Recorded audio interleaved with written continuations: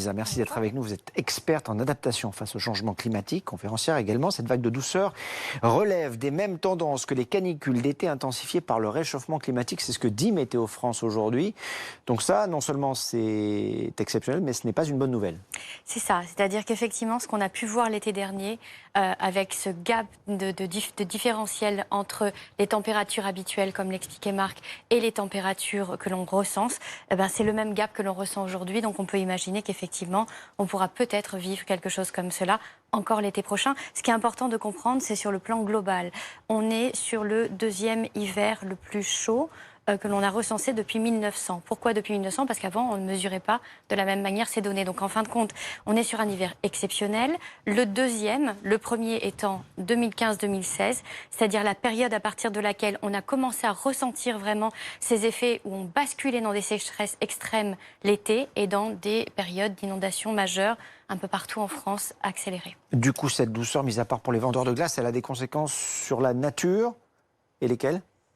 Elle a des conséquences à l'échelle globale. Déjà, ce sont des choses qu'il va falloir analyser dans le temps.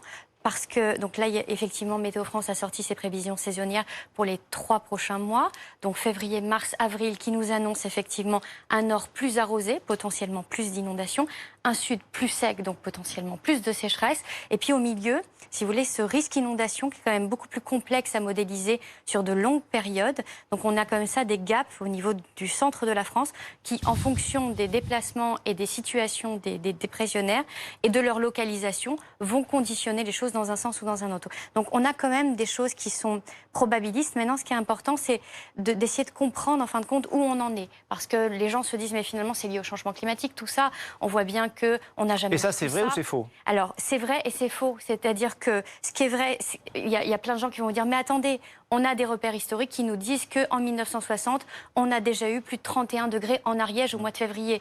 On a déjà eu, en 1958, 4 jours comme ça, où on avait des températures exceptionnelles. Donc on retrouve dans le passé des artefacts exceptionnels. Mais là où on se rend compte qu'il y a une tendance qui est en train de complètement évoluer, c'est que ces températures records, finalement, sont explosées un peu partout en France, encore aujourd'hui. C'est la multiplication. Hier. Et si vous voulez, c'est là où on se rend compte qu'à partir du moment où on dépasse des records tout le temps, en permanence, ce n'est plus un phénomène à part, c'est une tendance. Et c'est là qu'on comprend que les choses sont plus graves.